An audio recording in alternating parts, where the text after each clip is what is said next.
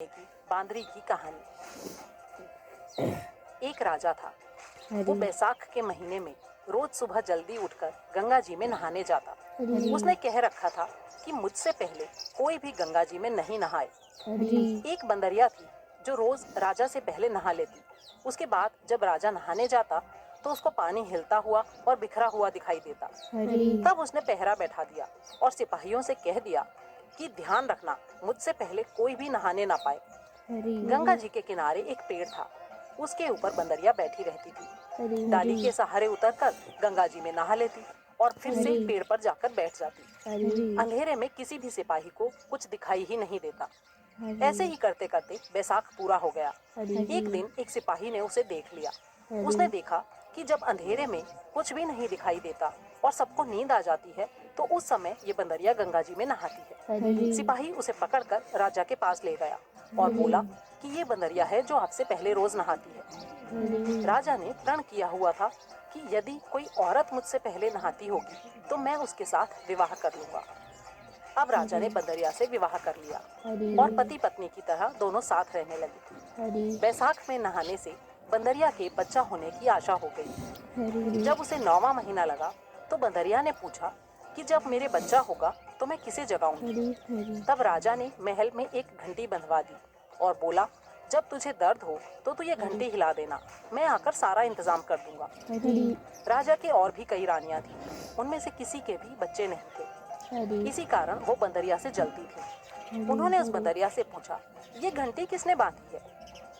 बंदरिया बोली, राजा जी ने बांधी है।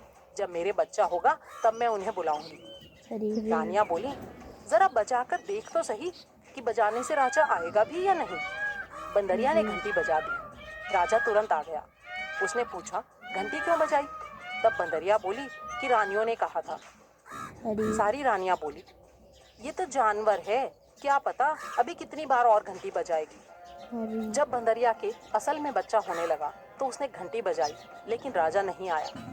तब बंदरिया ने रानियों से पूछा, मैं बच्चा कैसे पैदा करूं। रानियां बोली, आंख में पट्टी बांध ले और ओखली में सिर रख ले। बंदरिया ने वैसा ही किया, लेकिन बैसाख नहाने के पुण्य से उसने एक अति सुंदर बालक को जन्म दिया। बालक के पैदा होते ही रानियों ने उसे रोने भी नहीं दिया और एक दासी को देकर कहा कि इसे नदी में बहा दो। बंदरिया के पास एक पत्थर को खून में लपेट कर रख दिया। जब राजा ने आकर पूछा कि बंदरिया के क्या बच्चा हुआ, तो रानियां बोली, बच्चा नहीं हुआ, ये ईंट पत्थर हुआ है। राजा ने ये सोचकर संतोष कर लिया कि जब रानियों के ही बच्चा नहीं हुआ तो इसके भी क्यों होता। उधर दासी जब बच्चे को नदी में फेंकने गई तो उससे फेंका नहीं गया। पास ही एक कुम्हार मिट्टी के बर्तन बना रहा था। वो उसकी खंड में उसे रखकर आ गई। जब कुम्हार और कुम्हारी खुदी हुई मिट्टी लेने के लिए वहां आए तो उन्होंने देखा एक बहुत ही सुंदर बालक वहां सो रहा है। तब कुम्हार बोला, हमारे बच्चा नहीं था, इसलिए भगवान ने ये बच्चा हमारे लिए भेजा है। अगर तू इसे पाल ले तो हम अपने घर ले चलें। तब कुम्हारी बोली, जरूर ले चलेंगे, हमारे लिए ही तो भगवान ने इसे भेजा है। वे उसको पाल पोस कर बड़ा करने लगे। लड़का रात दिन बढ़ने लगा।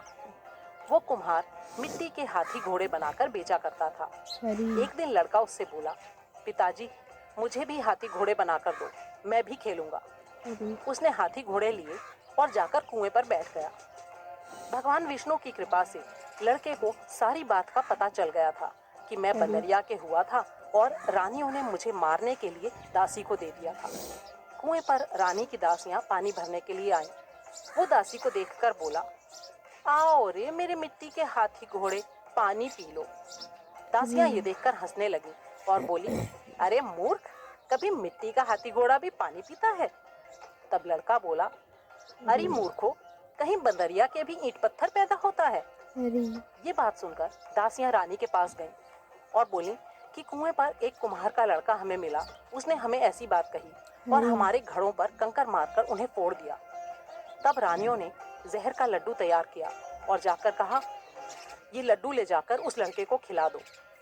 दूसरे दिन दासियां उस लड़के को वो लड्डू खिलाने गईं। भगवान ने उस लड्डू को गोंदगिरी का लड्डू बना दिया। अगले दिन दासियों ने फिर से जाकर देखा कि वो तो मरा ही नहीं, खेलता फिर रहा है। उन्होंने आकर फिर से रानी को सारी बात बताई। रानी रूठ कर अपने महल में जाकर सो गई। राजा आया और उसने पूछा, रानी क्या बात है, क्यों नाराज हो? तब रानी बोली, मैं चाहती हूँ कि आप उस कुम्हार को अपनी बस्ती से निकाल दो। राजा ने कहा, अरे ऐसा क्यों बोलती हो, उसने तुम्हारा क्या लिया है, क्यों बेचारे गरीब के पेट पर लात मारती हो? लेकिन रानी ने जिद करके कुम्हार को निकलवा दिया।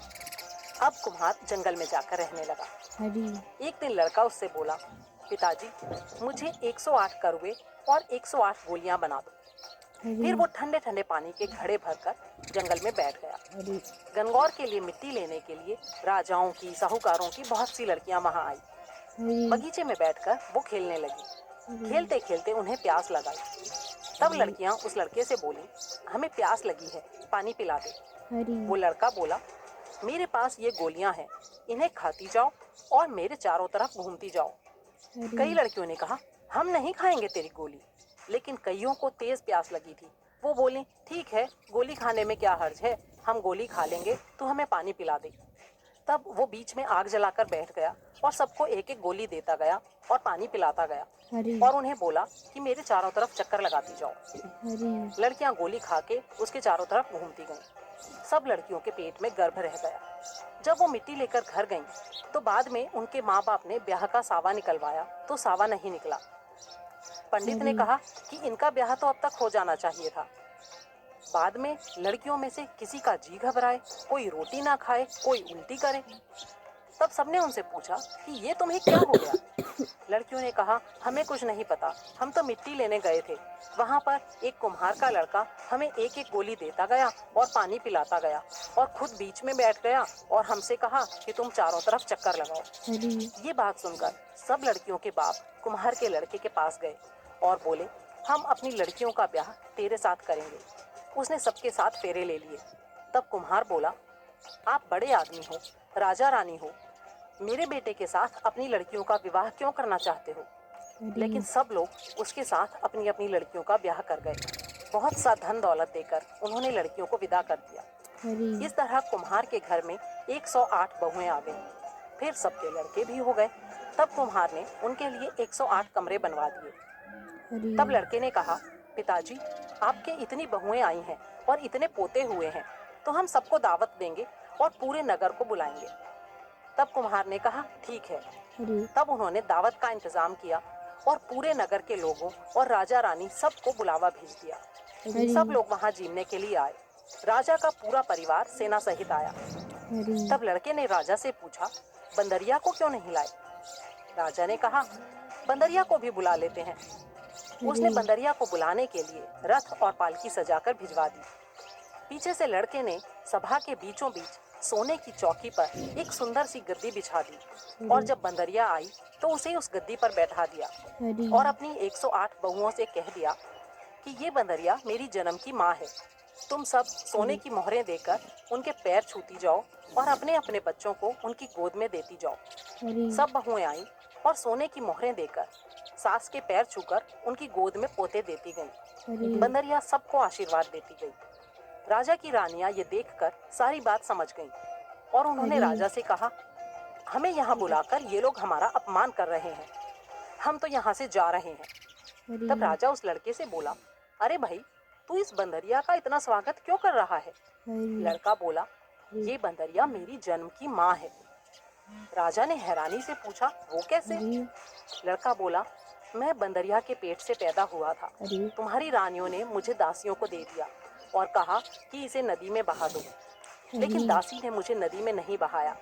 उसने मुझे खंड में रख दिया और कुम्हार और कुम्हारिन ने पाल पोसकर मुझे बड़ा किया है। रानियों ने तुमसे ये कह दिया कि बंदरिया के ईंट पत्थर पैदा हुआ है।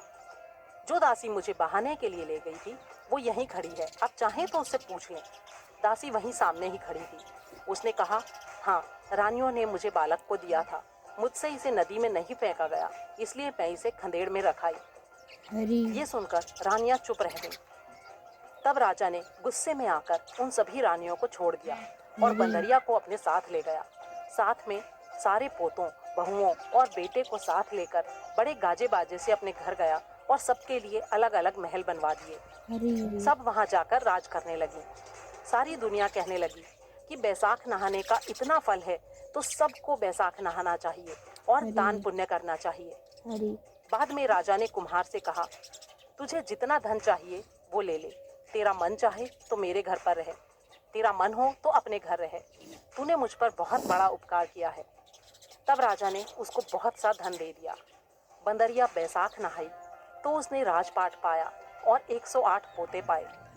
हे विष्णु भगवान, जैसे आपने बंदरिया को सुख संपत्ति दी वैसे ही सबको देना। कहते सुनते हुकारा भरते अपने सारे परिवार को देना, हमें भी देना। बोल विष्णु भगवान की जय।